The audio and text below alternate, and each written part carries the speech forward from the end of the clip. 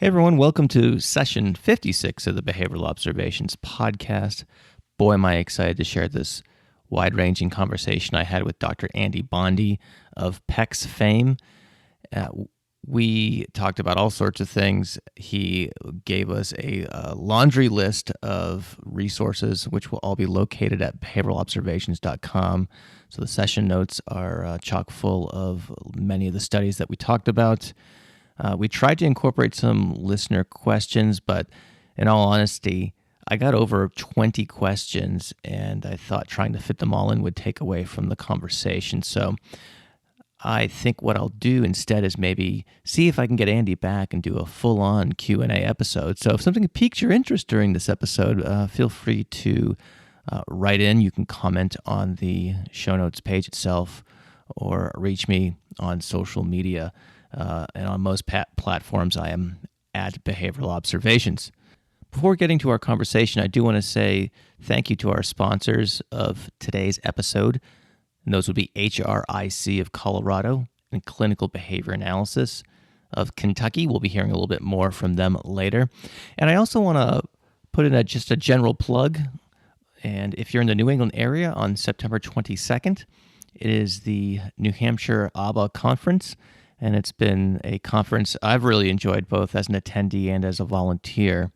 So if you want to go check that out, you can go to nhaba.net and click on events. I'll link to it in the show notes as well. And then if you want to learn all the details about who's going to be there and who's presenting and all the other things like that, you can go to the Behavioral Observations Facebook page where I interview the Vice President of New Hampshire ABA and my mentor and former boss, Dr. Leanne Millender. So without any further delay, let's get into this fun conversation with Dr. Andy Bondy.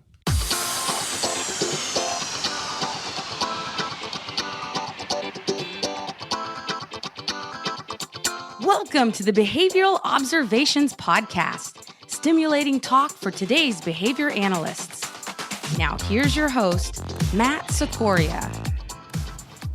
Dr. Andy Bondy, welcome to the Behavioral Observations podcast. How are you doing today? I'm doing fine, Matt. Thanks for the opportunity.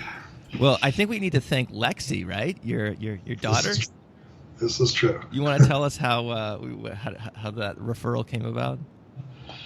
Well, Lexi recently got her BCBA credentials, and she was talking about these cool podcasts that she's been listening to, and she kept saying, you should get on. So I said, well, I don't know the process, but I was willing to look into it. And then you responded very kindly. So, she's very much aware of the new technology and new ways of training people. So I appreciate that from her. Yeah, Lexi, thank you so much. I want to give a special shout out for hooking us up, and so it's funny because my oldest is 13 right now, and I can't imagine. I'm starting to have conversations with my kids. I have 3 of them. In terms of what they want to do with their lives and things like that. I mean, not in a pressure way or anything like that, but just more out of curiosity. For me, just to see if they're thinking about that sort of thing. So to have a child as a behavior analyst as well must be pretty cool. Yeah, it is. I mean, there were interesting times when I have to decide which hat do I want to wear. Am I pure daddy or am I going to be a behavior analyst? So, and that makes it tough for her too, because if I pick wrong, then, that's just the wrong thing. So yes. Interesting. I think any behavior analyst as a parent understands that struggle quite well. So one of the things I want to talk about, a while back I interviewed Aubrey Daniels, and he had a really funny way of describing how he got in the field, and in his own kind of folksy manner, he said something like that. I was in the field before there was a field, yeah. Right? So I want you to take us back to when you first discovered behavior analysis, what the field was like at the time, and just kind of talk about some of your, kind of why you found it interesting and some of your early training experiences. Well, when I was in undergraduate school, I was at Stony Brook out on Long Island, and the first couple of years I was a physics major. So I was into science, and I give my dad credit for getting me into science and his love of astronomy and science and stuff like that. But I kind of found that, a lot of the other students, let's say their rate of progress was superior to mine. So I was trying to look into what else I liked, and I liked working in camps and being a counselor and being with kids. And one summer I worked in a camp for kids with autism and other disabilities, and I really found it fascinating. So that was the summer of 1969. So I switched majors into psychology, and Stony Brook had, lucky for me, a very behaviorally oriented program. So to me, it made sense to use science to study behavior. And, there were a lot of great behavior analysts there, both theoretical and applied. So on the theoretical side, a course with Howard Racklin. Okay, I was just going to ask if he was there at that time. Yeah. And so, I got exposed to that, orientation. And Robin Winkler was my sort of mentor. And he wrote a paper years ago with Winnett and Winkler on essentially be quiet, be docile, be still, and questioning, like, should we simply do behavior modification for anything anybody asks us to do? So he was raising a lot of ethical issues way back when on how do we get involved in picking what do we want to work on. And he wasn't, if you will, an autism expert, but he really mentored me in trying to teach me literally how to think about what I was trying to do. And then I went in '71 to UNC in Greensboro that had a behavior analytic program that was starting up. Back then, there was no, certification in behavior analysis. It was looking for APA approval in clinical psychology. And they had a program in experimental behavior analysis, and they were starting a program to get APA approval. But because they weren't yet APA approved, essentially had to go through both, had to do everything to get a degree in experimental psychology and in clinical psychology. So I ran to, the lab and changed the pigeon, and then went to the clinic and worked with a kid, and then went back to the lab and changed the pigeon. And I just thought it was normal. And so I great people from the, theoretical side, Aaron Brownstein and Rick Scholl. And again, they, if you will, they really taught me about how to think about things and analyze things. And they had great clinical people who really worked on how to work with kids and families, and with a lot of focus on child development and working with kids with disabilities. And then because it was again, they were getting APA approved, and they got it by the time I graduated. APA required you to do a clinical internship year. And so I did that as a postdoc in University of Kansas Medical Center, which again happened to have some very good behavior analytic people from University of Kansas, although it was at the medical center. So all of that really got me focused on working with kids and kids with disability, a lot of experience working in autism. And from there I started to teach at Rutgers University in Camden. So, so I did the academic route for 7 years. They didn't have a graduate program, so it was interesting to try to do work and research and train people to get to graduate programs. And it was after that I heard about a clinical program, a position in the school system in Delaware, that Delaware Autism Program, which started up in probably about 1981 with extensive state funding, was looking for a psychologist. That's where I started in 1983. And then about a year and a half later, I became the director of the statewide program.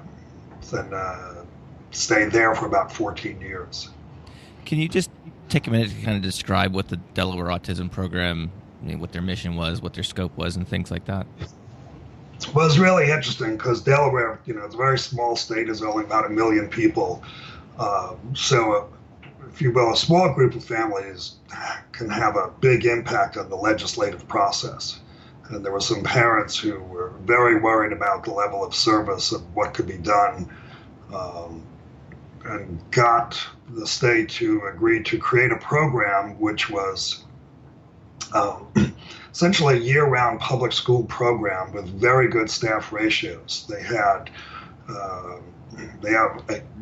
used to have what they call the unit count system, that every 4 students with autism would generate state support for 1 teacher and 1 paraprofessional, and every 12 a speech pathologist, and every 24 a psychologist. So the staff ratios were very, very good, and they had respite services, they had group homes that they ran directly. So that's where essentially we developed the pyramid approach to how to organize, classrooms and teachers and parent training and sibling training and everything along those practical lines. And that's also where we developed a picture exchange communication system.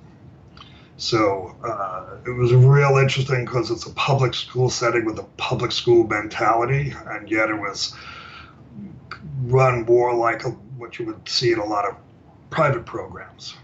I see. That's a unique combination of attributes for sure.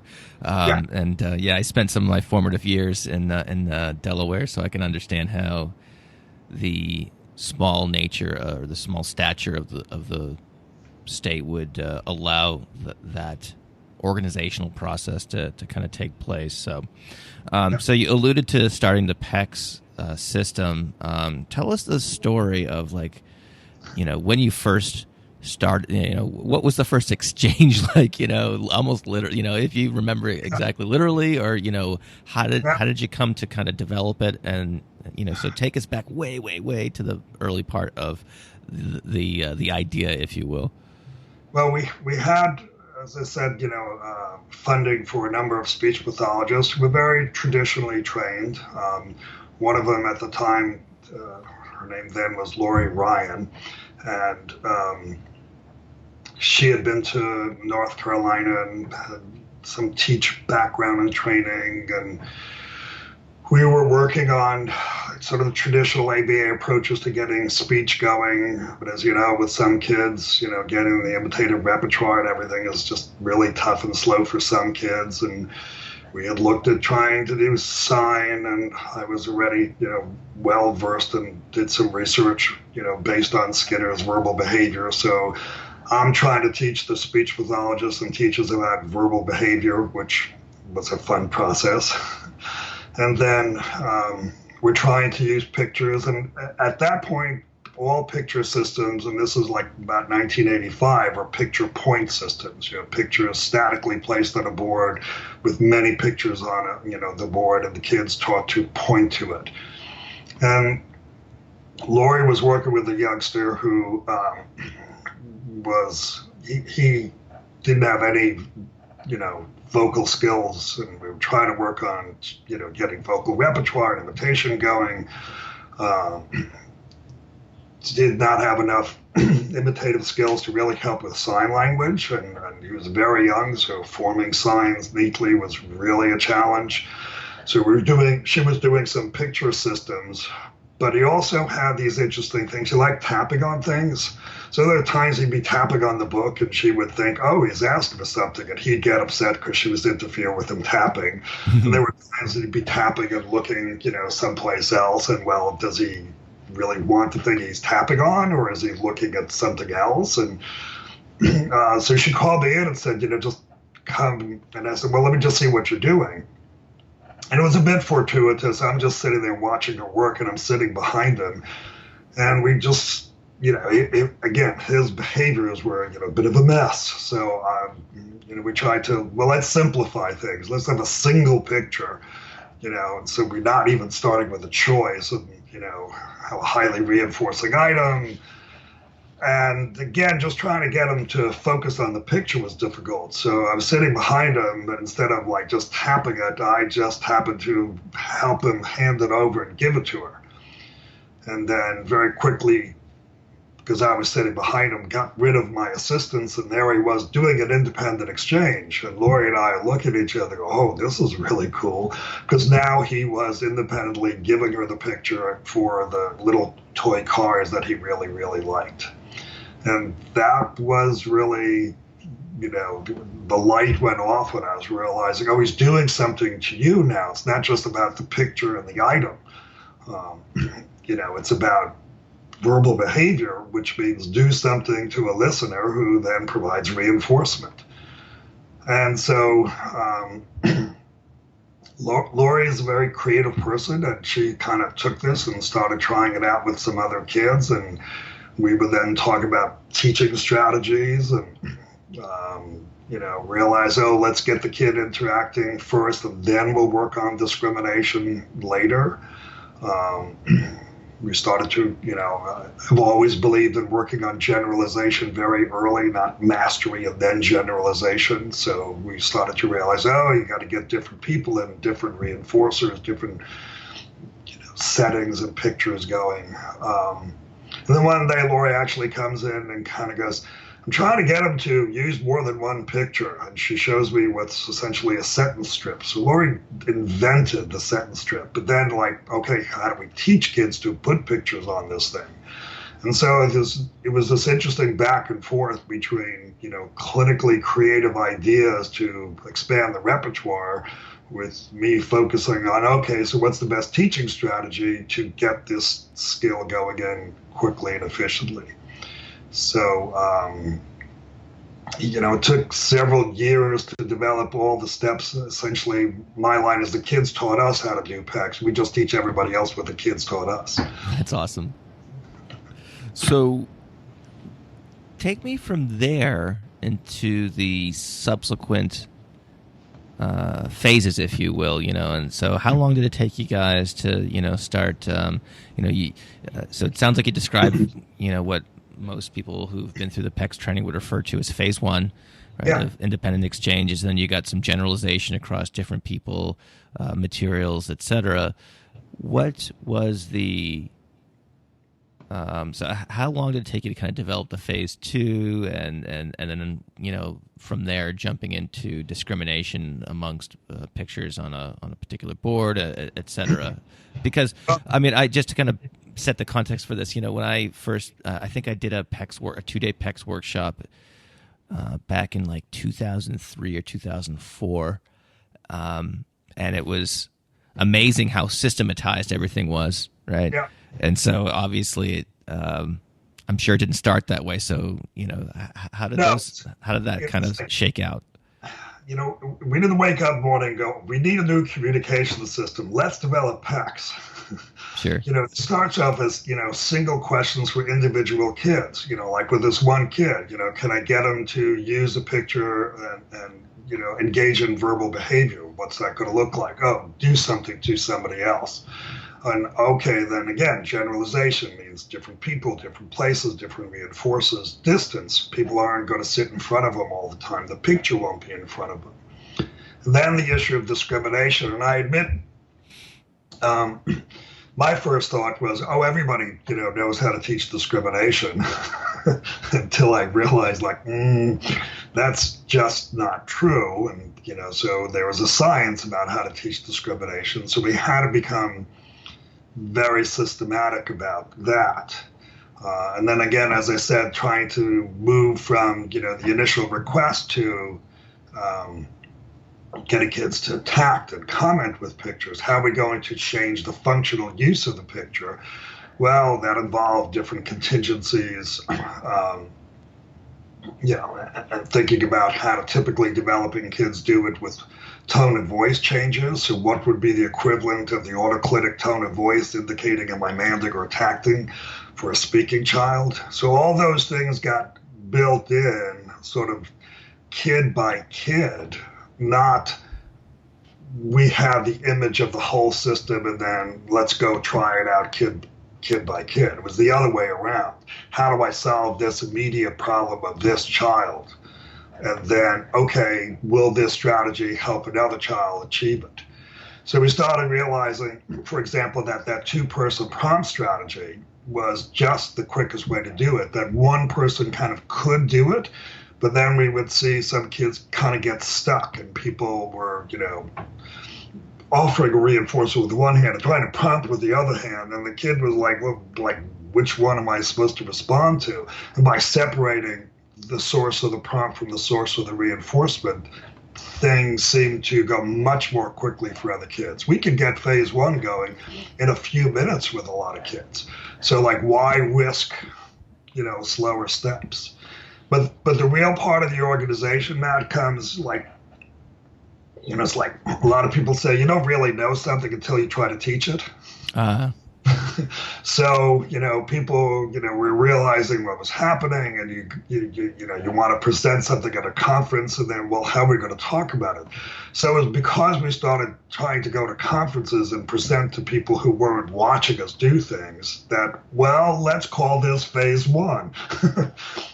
And you're forced to organize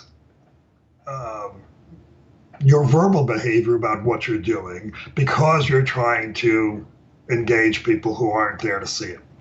So it was, if you will, the pressure of going to conferences that really started to push the organization, as well as how do we teach this to other people in other parts of the state in Delaware, because there were programs in the other counties. Lori wasn't going to be able to travel all around and just show people everything. So how do we teach it? So that's where, if you will, that organization comes from. But as you know, at the same time, that you then risk getting ritualistic. Well, this is the only way to do it, and you have to do it this way. And, well, there's more than one way to teach discrimination, so we have to build that in. But when to teach discrimination, now we started to realize that wasn't something we wanted to, if you will, vary as much. So it was that very interactive nature of trying to teach people that led to the organizing. Clinical Behavior Analysis, or CBA for short, is Kentucky's expert provider of applied behavior analysis, counseling, and direct support services to individuals with intellectual and developmental disabilities, acquired brain injury, and autism. And they're about to open the Center for Behavior Analysis, a 13,000 square foot state-of-the-art facility in Louisville, Kentucky. And they're looking for a clinical director to lead a highly motivated team of BCBAs and technicians. If you're not familiar with Louisville, it's been rated by U.S. News & World Report as one of the nation's best places to live. With a low cost of living, your industry-leading salary and signing bonus will go a lot further. And with an abundance of cultural and recreational activities, you will not lack for fun things to do. So to learn more, go to cbacares.com/careers and set up your confidential interview today.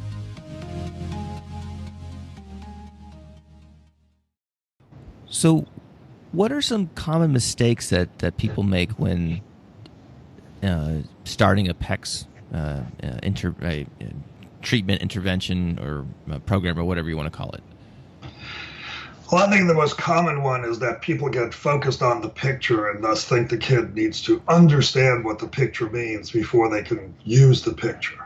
So they'll insist on trying to do matching the sample or some other format of trying to teach, this apple picture gets you apples or is associated with apples, and then, to do that, you need to do apple to apple picture to apple, and then apple picture to apple picture, and all these prerequisites. And, we realize that, no, what I'm trying to teach the kid is do something to another person and you'll get something you like. That's what verbal behavior is.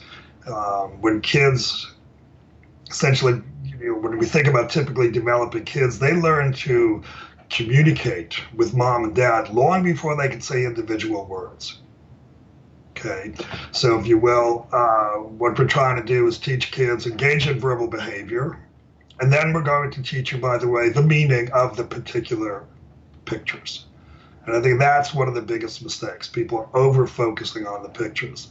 At the same time, Well, they're focusing on the meaning of the picture. They also want the kid to learn the spoken word. Oh, You know, yes. so from the very beginning, the kid will they'll hold up a picture and hold up an arm and go, paper clip, paper clip. This is a paper clip. And it's like, well, what do you want him to do? Do you want him to learn to give you this picture? Or do you want him to learn that paperclip is associated with this? Or do you want him to listen to the word? Do you want him to say the word? And it's a mess. And one of my simple rules in teaching is one lesson at a time. So if I'm trying to teach the kid to hand over the picture, everything else is just superfluous.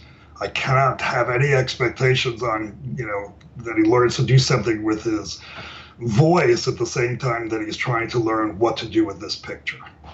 So I think those two issues, the meaning of the picture and too quickly focusing on speech, those are the kind of first mistakes that people make trying to do PECS. I see.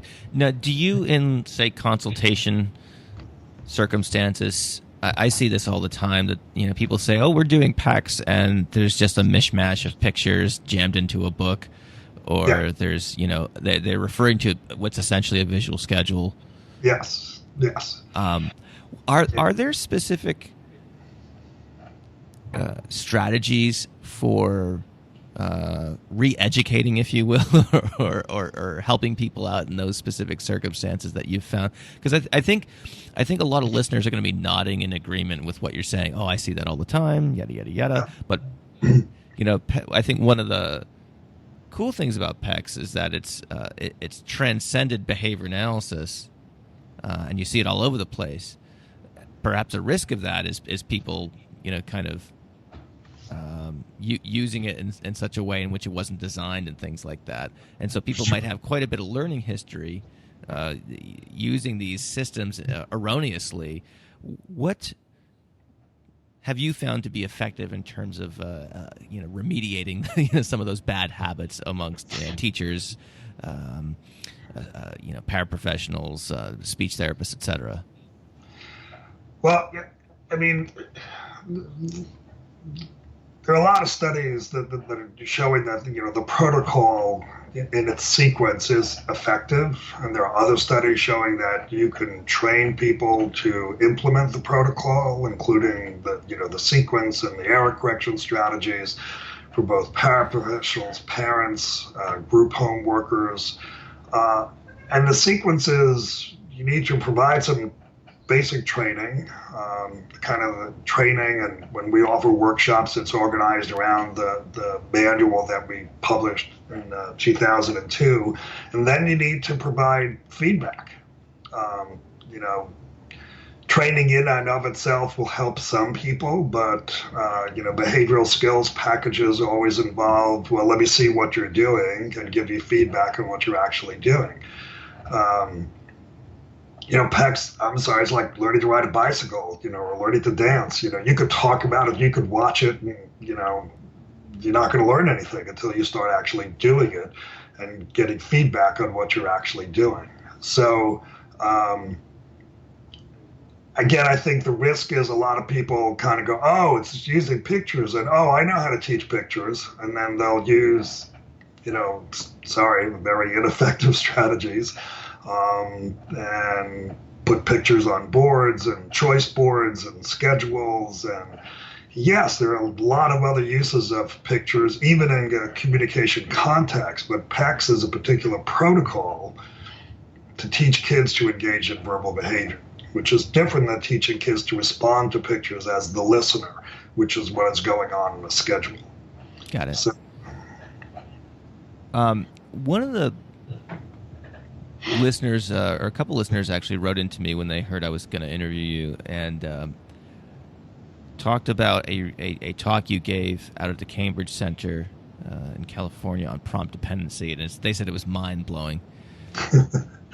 Well, I appreciate that. So can you give us a little overview of what the gist of your talk was and things like that? I don't want to steal your thunder, but and share what the listeners shared with me. But sounded like it was a pretty powerful message.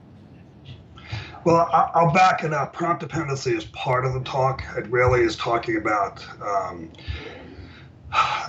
different views and the use of the term stimulus control and discriminative stimulus, leading into a discussion of prompts and cues, and then things like prompt dependency and error correction. So it's a whole series of topics that essentially tries to get people to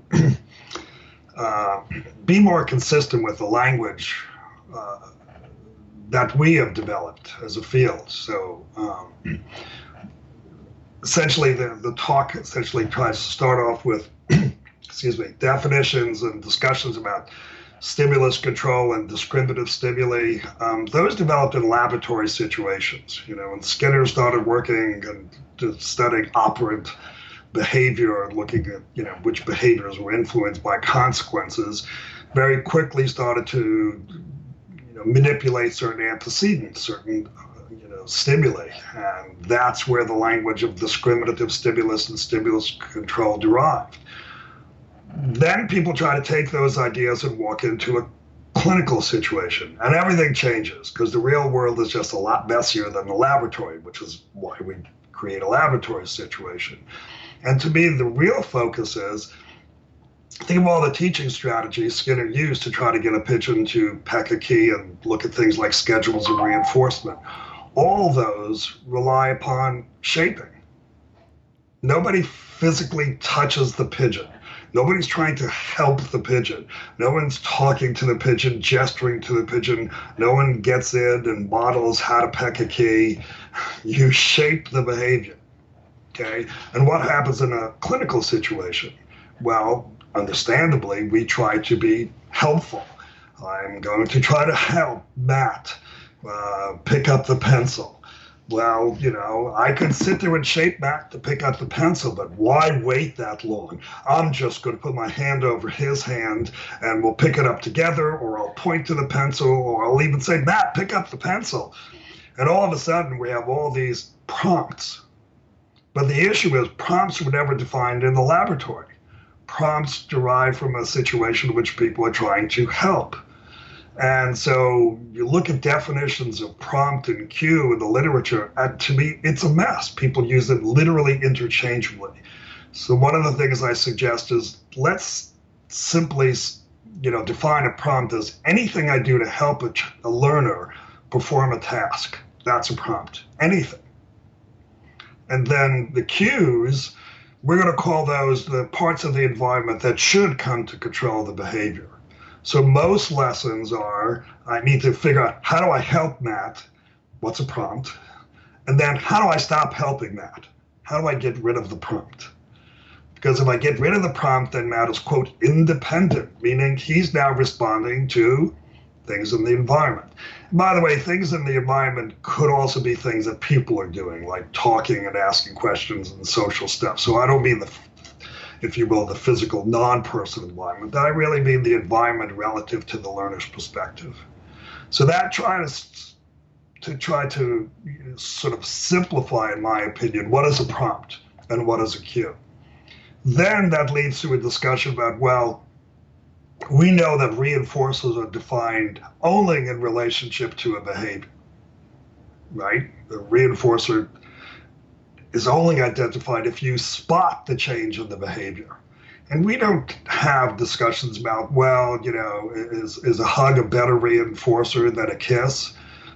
Is a hug a better reinforcer than candy? I mean, we know it's kind of personalized. We don't think they're universal betters. And then, well, let's realize that prompts are only defined in relationship to behavior. They don't have properties that are compared across types of prompts.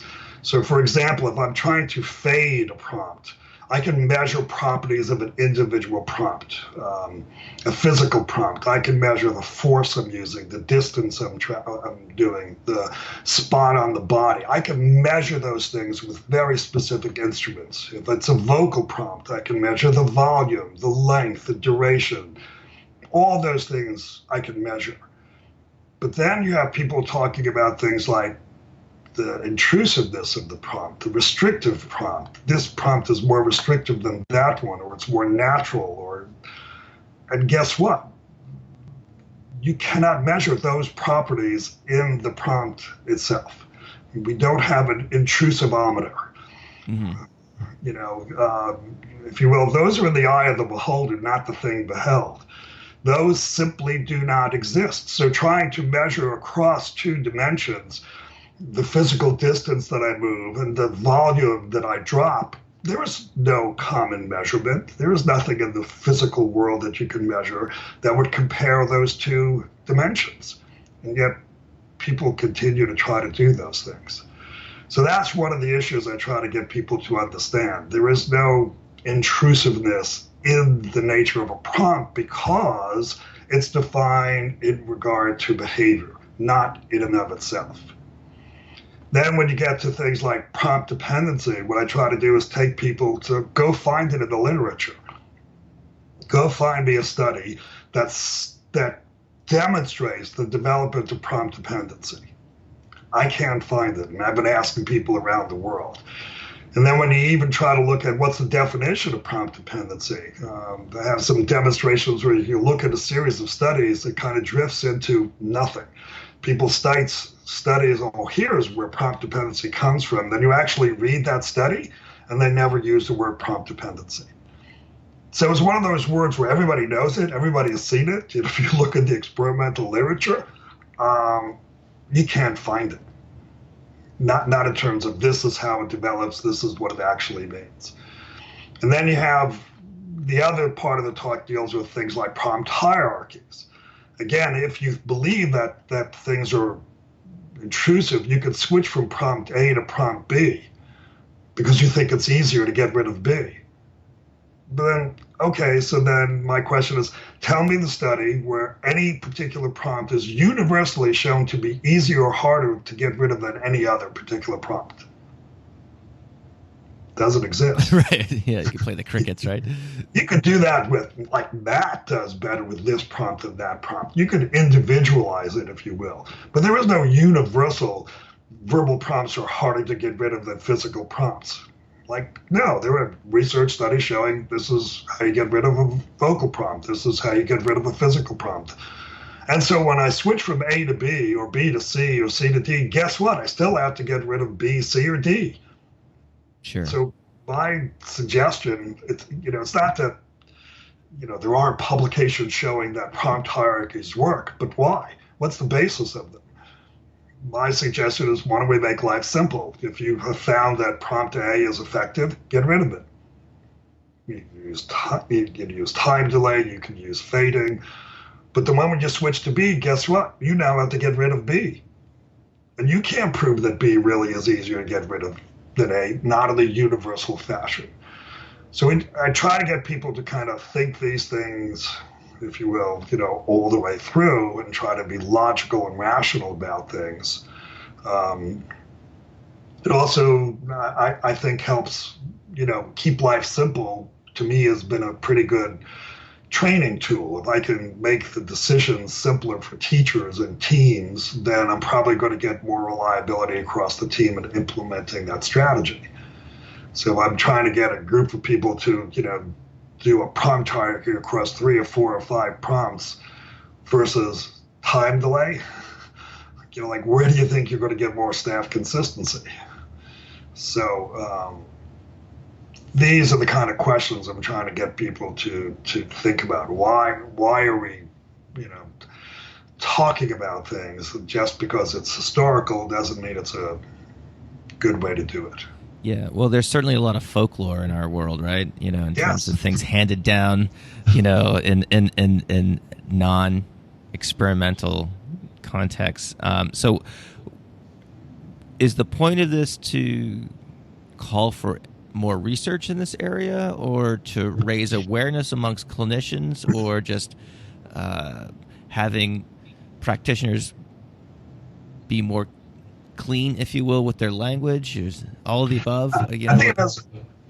More research, can obviously help, but one of the issues is research can actually overcome problems in logic. So if you can't cleanly distinguish between a prompt and a cue, then, I think writing lesson plans is going to be very difficult. If you think only the cue has stimulus control and the prompt doesn't, then you don't understand what stimulus control is. People need to realize, if I physically help you stand up, that was not the lesson. I got you to stand up, but that's not the lesson. The lesson is get you to stand up without the physical assistance. And I think people misfocus how do I get a behavior to occur versus what we study is behavior under what conditions. So even behavior analysts I see keep slipping into this, isolate the behavior, when that's not what behavior analysis is. It's always under what conditions. And so I'm just trying to get people to pay more attention to the roots of the field, which is never isolate the behavior. Never just think of performance, if you will.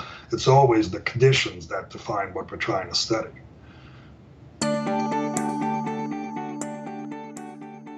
Are you looking for a new job, but you're overwhelmed with all the emails that you're getting from various ABA agencies?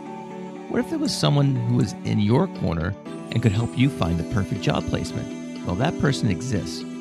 Barbara Voss has been working as a recruiter for over 30 years, and her company, HRIC, specializes in placing BCBAs in permanent full-time positions throughout the United States. Barbara has been placing BCBAs since 2011, so she knows our business, and she offers personalized service to any BCBA looking for a new position. She also helps companies looking to hire BCBAs too. Here are just some of the things Barbara can help you with. She can provide information about salary ranges in different markets across the country. She can help you write your resume.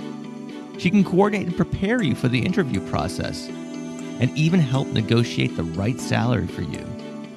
And best of all, there are no charges to any candidate for all of these services. When you're ready to make a change and want to work with someone who will listen to you and understand what you need in a new position, contact Barbara at HRIC. To schedule a confidential discussion, head over to hricolorado.com. Again, that's hricolorado.com, and hit the contact button to connect with Barbara. You won't be disappointed.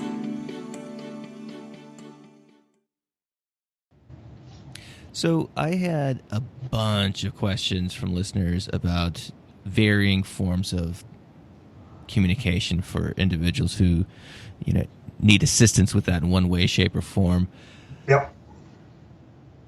Can you talk about the age-old sign language versus picture exchange debate? That's the one I want to tackle first, then we can get into maybe speech generation devices and things along those lines. But, I have heard both sides of this, and, but obviously as one of the creators of PECS, I want to hear it from the horse's mouth. So can you talk a little bit about the considerations between sign and any type of kind of picture usage? Well, I was fortunate enough to, be handed Skinner's verbal behavior, back in 1971, 72. So it has informed everything I've done since, including the development of PECS. Skinner is pretty clear early in the book, I think it's page 14, that, issues related to form, mode, modality, medium have nothing to do with the definition of verbal behavior. Okay, anything that you do that can influence another listener can be verbal behavior. And he's adamant about that. So, there are some strange conversations, well, you can't do PECS and verbal behavior. I'm sorry, to me that means you don't understand verbal behavior or PECS, or more likely both. Of course you can use pictures because it's something that we do. Now, looking at the sign PECS debate, there are two issues. One is just research. What's the effectiveness of it? And one of the things that I try to get people to be aware of is that I understand, obviously, the root of our behavior is doing single case subject design to demonstrate that what I've done with a learner is responsible for that behavioral change in that learner. And those are crucial to the development of our field. But another question, which is slightly different, is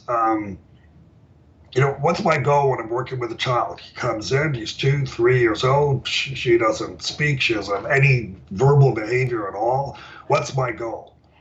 And I think it's pretty easy to get groups of people to acknowledge that what we want to do is develop a robust functional communication repertoire in a high proportion of kids. Now, you're not going to get the answer to that question from a single subject design. So it's not an issue to me of, which is better. They're different questions, but they're important. So in sign language, for example, people who have done sign language from initially a non-behavioral framework, a lot of work that was done in teach programs and other people around the country, what they were finding and what they were publishing was essentially a very small proportion of kids with autism learned a large repertoire. There was a study by Bondy, summarizing work with, I think it was like 22 learners with autism, and 3 learned 450 signs. I mean, that's a robust communication repertoire. And the other 19, 10 or fewer, which is not. And you start looking at the behavioral research, the single case studies on sign language. And again, the repertoires are very small. So it's encouraging that, maybe we could, develop a large repertoire because look, he learned these 3 or 4 signs. But guess what? The studies showing a large repertoire and a large proportion of children with autism doesn't exist. Schwartz and I did a review about 10 years ago in Sign. Essentially, that was their conclusion too. So, people from a more behavioral perspective, whether it's behavior analysis or verbal behavior approach or whatever, again, what I look for is, okay, so show me the studies where a large proportion of kids learned a large repertoire, either of signs, much less speech. And I have yet to be handed those studies. Then there are some individuals in the field who say, well, I'm not interested in doing that. Okay, but somebody else would be. I mean, one of the reasons that PECS, if you will, is viewed as evidence-based is not because Lori and I did 50 studies. It's because there are 150 studies done by not Lori and Andy. Mm-hmm. It's people saying, when we tried this, here are the results and the outcome, including getting large repertoires going in large proportion of kids. With that paper that you met was co-author Schwartz, you said? Schwartz and I did, I think it's 2007, a review and evidence-based briefs for one of the ASHA journals. Okay, I'll run down that reference and I can send it to you too. Great. But and again, other reviews have pretty much concluded the same thing. By Miranda and other people who reviewed the sign language literature, what they say is, some kids really learn big repertoires, but it's a very small proportion of the kids. I see. All right, so that's helpful. So let's get into speech generation devices. Again, I got tons of questions on those. So everybody needs an iPad or a Samsung smart tablet or whatever, right? I would like an iPad. I think I'm the last person on earth not to have who doesn't have an iPad, but that's neither here nor there. So let's talk. So yeah, and I see, I consult the public schools and I see all sorts of devices and things like that, and some of which, kind of raise eyebrows in terms of like, how that's a curious way of arranging things, and so. From your perspective, can you talk about what the proper role of some of these devices are? Are there platforms or apps that you found to be particularly effective? When is a learner ready for these sorts of things? And so if you can kind of just give us your point of view of how and when these things are appropriate, or if, for that matter, and kind of just walk us through that. Yeah, it's. it's been interesting to watch the field. And again, you have people who are speech pathologists, people who are alternative augmentative communication specialists, and you have people who are behavior analysts, and everybody is looking at this. And here are a couple of things that, we know, and we also, here are a couple of things we don't know. What's the major appeal? Well, the major appeal is that these have voices. It's speaking for the child. The child has a voice, and everybody gets excited. That always clearly going to, learn to speak better, et cetera, because it has a voice. Well, the first question then to me is a really simple one. What happens if does the voice matter to the learner? So that's a pretty obvious question. And again, these devices have been used for over 40 years. Yes, they used to be way ridiculous expensive, and now they're cheaper because you put an app on an iPad. But the same question remains: what's the effect of the voice on learners, especially learners, if you will, with autism? So I did a literature search, and I wrote to every single major person in the field, asking this question: what's the impact of the voice? And the simplest question is, what happens if I turn the voice off the device?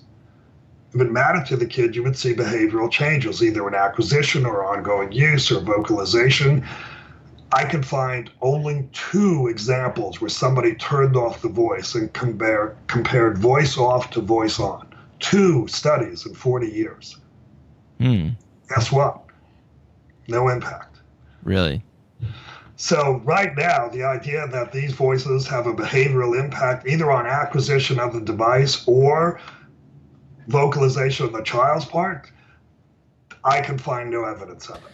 So what you're saying is when the voice is shut off, the communicative partner can still see the selection and therefore reinforce the demand or whatever else was going on. Right. Okay. And again, I'm saying that no kid will, all kids will disregard it. Of course, I'm sure there are kids who are sensitive to that voice. What I'm saying is that if you view it as evidence-based practice, then you need to cite the study. And at this point, I can't find any. And if somebody out there has one that shows that the voice on versus voice off really has a behavioral impact on the learner, great, let me know about it. Okay.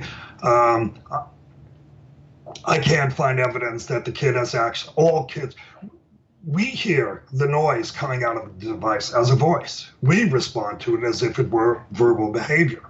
Do the kids? Again, those are pretty simple questions. Does a kid respond to the sound coming out of the voice and follow a series of instructions, for example? No published study showing that. I'm not saying kids don't, but the demonstration in a program in Connecticut with a couple of kids using a particular app, and one kid responded to the voice as if it were talking to him, if you will. 3 other kids, just like teacher said that instruction, the kid did it, the same instruction comes out of the device and the kid just sits there. I'm not saying those kids couldn't learn that, oh, by the way, you should respond as if there were a voice. Of course they can. But we're making an assumption that all kids are hearing those sounds the way you and I hear them. That's a dangerous assumption. Go and demonstrate it. Go ahead. That's good. What about the role of efficiency, if you will? So let's, I can imagine, yes, in terms of, a kiddo uses a speech generation device of one type or another. An untrained person can essentially respond to it, or perhaps it has a likelihood of understanding what exactly the needs of that learner happen to be at that point in time. There are no pictures to get lost. I think that's something that we've all Well, when the Velcro gets worn off, and these things float around the backpack. Look at tactical problems, pictures getting lost versus the device stopping. I know. Yeah, I'm just trying to think of that's you're trading one set of problems to another set of problems. Yes, one of the reasons to switch from PECS to a device is vocabulary size. When the PECS book gets 100, 120, 150 pictures and kids are flipping through the pages, sure, that's going to impact on efficacy. And there are some kids, seems to be relatively rare, with autism that develop large repertoires in PECS and do not develop any speech. And those kids should be switched to an electronic system. Lori has published with another augmentative specialist guidelines on how to transition from PECS to devices. And that's what we really recommend. Start with a low-tech system, get verbal behavior going, get some discrimination going. Lori clearly recommends get some sentence structure going and then do the transition. And there are starting to be some publications showing that, yes, kids who have some PECS skills transition to a device quicker than kids who are given the device cold. One of the other problems right now is in the research trying to use devices from the beginning. The repertoires are tiny. Interesting. Okay. There was a review in 2007 in PECS and what was called VOCAs at that time. Now they're SGDs, but it's the same devices. And there were 20 studies on kids with autism using VOCAs, and the range of the number of pictures in those was 1 to 8. Wow. 8 pictures is not a robust repertoire. There are some more recent reviews of the field. And again, people are not paying enough attention to this size effect. Okay, but when you look at the individual studies and how many pictures are kids acquiring, you're seeing small repertoires. You don't see the large Everybody will tell you about a kid who has hundreds of pictures, and I don't doubt it. But I'm saying if you look at the published literature, it's still not there. We still don't have evidence that a large group of kids with autism given devices learn large repertoires in reasonable amounts of time. You have that with PECS. You don't have that with devices. Hey everyone, as a BCBA, meeting your continuing ed needs can be challenging at times. That's why I have made selected episodes of the Behavioral Observations podcast available for Type 2 continuing education credits. That's right. You can meet a portion of your professional development requirements on the go. Currently, we have CEs for topics including functional assessment, ethics, and supervision. Come learn from podcast favorites such as Greg Hanley, Pat Fryman, Mark Dixon, as well as many other amazing guests. For more information, head on over to behavioralobservations.com/get-CEs. All right. Well, I've got a page full of notes here of studies to run down, so I'm looking forward to doing that and sharing those in the show notes that go along with this episode. So,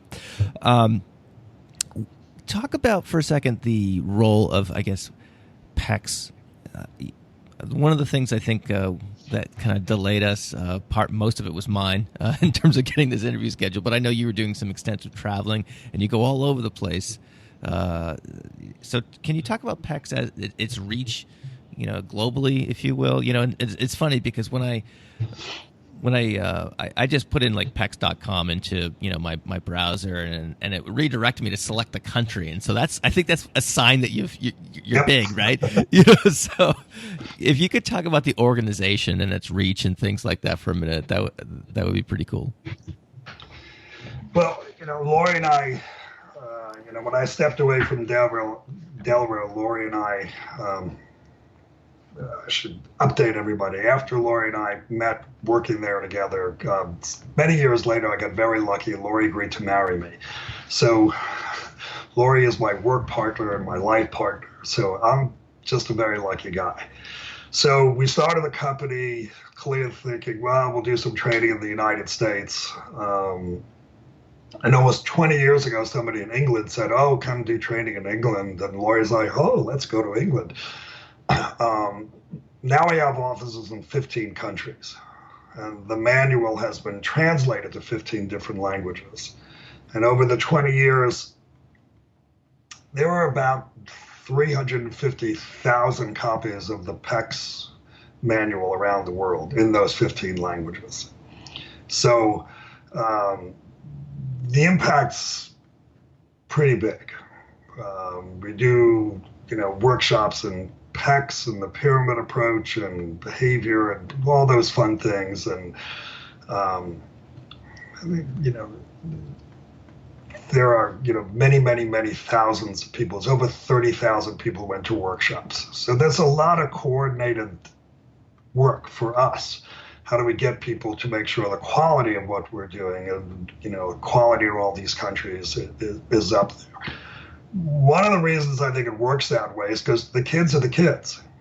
You have a kid with autism in Tokyo and a kid with autism in New York, and they're like brothers. I mean, they're brothers and sisters. I mean, they're just, the kids are the same. The parents are the same in terms of they're all stressed. And the staff are stressed because everybody has another new idea. So yes, there are cultural variations in how to present information to people with different training backgrounds. But we have found that, the heart of the message is pretty much the same. Like figure out what the kid likes. Let's start getting some picture exchange going. I'll give you my first sort of international example of this. This was in the early 90s in Lima, Peru, in a program called the Ann Sullivan Center. And Lori and I were doing some training. And it's a very loving culture, and they're very supportive staff, and they were just great with the kids. But because they were trying to focus on speech, it was like, okay, Matt, can you say cookie? Say cookie, Matt. Come on, I know you can say it. You can say cookie. Say cookie. Come on, say cookie. Oh my gosh! It's just like whoa. And we were trying to get them to, do the exchange without talking, and it was really, really hard for them just because, they wanted to be so helpful. And so, there was a young, sweet little girl there, no verbal behavior, no vocal behavior, no nothing. And Lori and I said, well, let us work with her. And they looked at me and said, oh, but you don't speak Spanish. And I said, but neither does she. And so they kind of went, oh. And so, Lori and I could get down on the floor and work with this little girl and get her to do PECS. And neither one of us could. Lori knows Spanish better than I do, but I'm hopeless. And yet I could teach this kid. Last month we were in Russia, in Moscow. And Lori and I, part of the training week was a clinical day in which they brought 3 kids cold, just into we could work with in front of 120 people, and we could do it because I know how to teach, and Lori knows how to teach, and I don't know any Russian, and it kind of doesn't matter. That would scare the daylights out of me. I'm just going to note that. It's a little challenging, but, you really focus on bring reinforcers, bring lots and lots and lots of things that kids like, and then, boom, we just get to work with the kids, because behavioral principles in Moscow are exactly the same as they are in New Jersey. So I trust the principles and trust that kids are kids, and it's okay. What is the, I guess, most unlikely country? I don't know, maybe, or what far flung, or whatever you want to call it, that PECS is has an office in, or the book, the manual's the language the manual's translated to, or whatever. I'm not sure I know how to answer that one. We've tracked, and the company's done training in over 70 countries around the world. Wow. And it's, again, the cultures and the situation, and, working on the floor with kids. I mean, even in Lima, when we were there, it's a very poor country, and parts of the city are remarkably poor. And, those of us in America, we have no idea, what the scale of poverty can actually look like. And yet I literally went into the home of a family with corrugated metal up against the side of a building overlooking the city dump. Mm-hmm. And a visually impaired youngster had a massive PECS communication book that her mother made for her. And the kid was happy, and mother said, oh, go buy some bread. And she takes her communication book and some money and walks down the street and goes to a shop and does an exchange and buys some bread and brings it back. And it's like, like, we don't experience things like that very often where we live. And yet here's a mom who understands, I need a communication system that she can use in her community. That's amazing. That was just much more powerful to me than, walking into a school, with, thousands of dollars of equipment and things like that and trying to teach the staff. It's like, no, you got to get, you got to get into it, each family's reality and realize, oh, I can still make a difference there.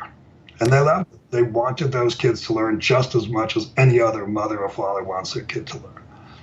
That must have been a pretty powerful experience for you guys, knowing that you essentially created that system and that this kiddo was walking around the neighborhood doing errands and things like that because of this platform that you guys basically developed, Yeah. All right. So I want to broaden things out a little bit. Again, kind of getting back to what we're talking about at the beginning of our conversation about a long-term perspective, if you will. So, given how long that you've been in this line of work, what are you most excited about in terms of where behavior analysis is right now, and where it's going in the future? Well, I think my perspective has, probably because of the early contact, immersed in a public school setting, was, how do I get, not just the tools, the analysis that behavior analysis provides to help people who want to be behavior analysts and who have other professional interests. Lori is a speech pathologist. She's a damn good behavior analyst, but she'll call herself a speech pathologist. And she will acknowledge that, her learning of behavior analysis has helped her become a better speech pathologist. So my goal is to help, a teacher be a better teacher, a paraprofessional be a better paraprofessional, mom and dad be better parents, because of behavior analysis. Do they need to formally identify themselves as behavior analysts? They can, but that's not been, if you will, my mission. My mission is, how do we get a whole team of people to use these principles?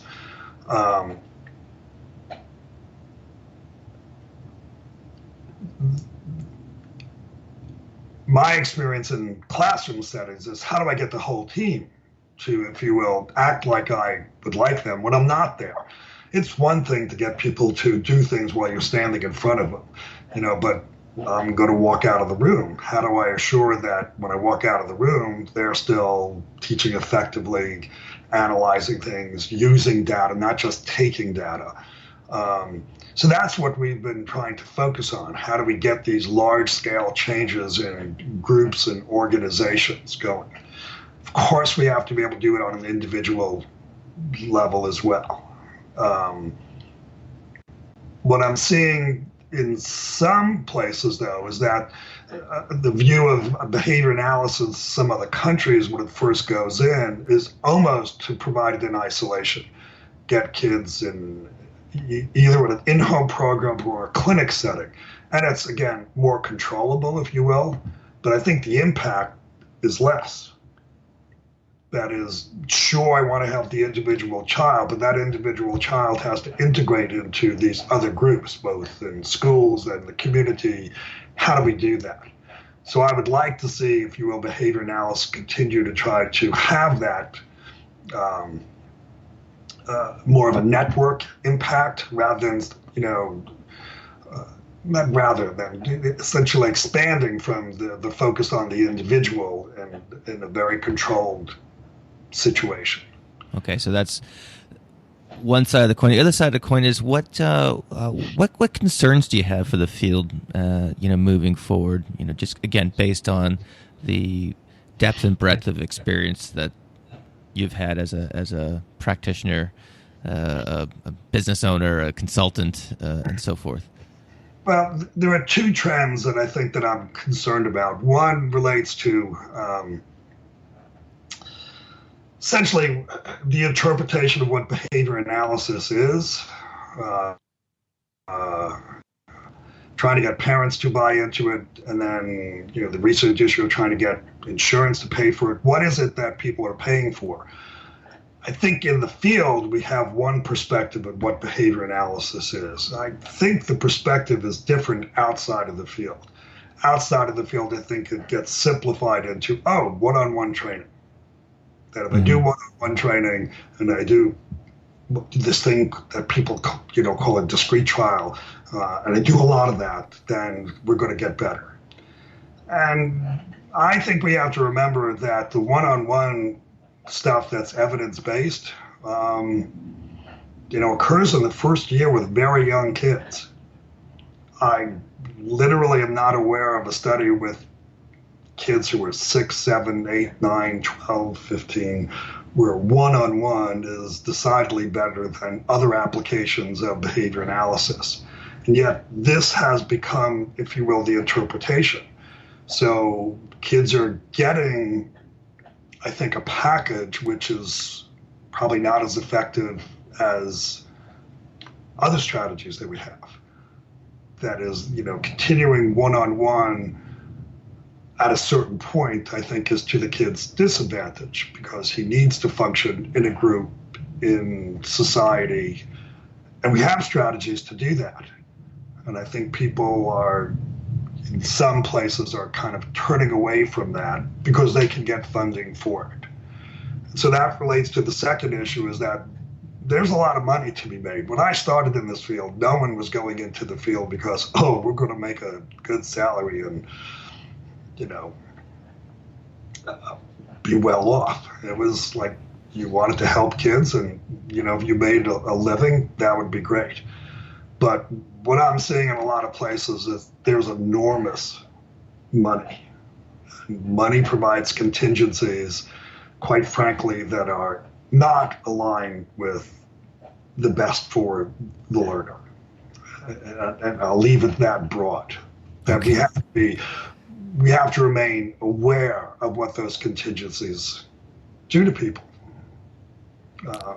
There's like millions and millions and millions of dollars that was simply not available 30, 40 years ago. It wasn't in the picture. And now it is. For sure, yeah. Final question, Andy. What advice do you have for a newly minted BCBA? Perhaps one like Lexi. You've got firsthand experience with this, so this is great. So, and we're recording this in May, so there's a lot of folks taking tests right now who might hopefully be getting some good news here in the near future. So, what would you say to someone who just got their certificate in the mail and they're embarking on a career? I'm involved with the Cambridge Center for Behavioral Studies because it's a group that represents, essentially, save the world through behavior analysis, help lots of people in lots of situations. There is no doubt that, it's the field of autism that got this fire going. But there are so many more situations where behavior analysts could be helping. We have a, rapidly growing geriatric population. Do we have enough people going into that field? Do we have enough people helping, with addiction, with other medical issues? We know the technology exists. do we have the right people, the right numbers of people going into those fields? So I'm hoping, as we're training, the behavior analysts of this generation, that they start realizing all the things they can do with behavior analysis. Obviously, I love to work and help kids with autism. I've been doing it for a long time. But if we remained overly emphasized in that field, then I don't think we're going to have the societal impact that we should be aiming at. All right, great. Andy, I know this interview is going to generate tons of feedback from listeners. I already have a lengthy list of listener questions that I didn't even get to, so would love to have you back and maybe just do like a full-on just listener Q&A episode. We've done those in the past, and those are oftentimes received very well. So we definitely have to connect again and chat more about this. But I think go ahead. I'm sorry. I'll have to check with Lexi and make sure that she thinks I did a good job. If she says yes, then I'll get back to you, Matt. All right. I know how that works. So Andy, Bondy, thanks so much for joining me today. Well, thank you, Matt. Thank you for listening to the Behavioral Observations Podcast with Matt Sikoria. You can find Matt's notes on this episode at www.behavioralobservations.com. We also invite you to stay connected with us on Facebook at facebook.com/behavioral observations and on Twitter at Behavior Podcast.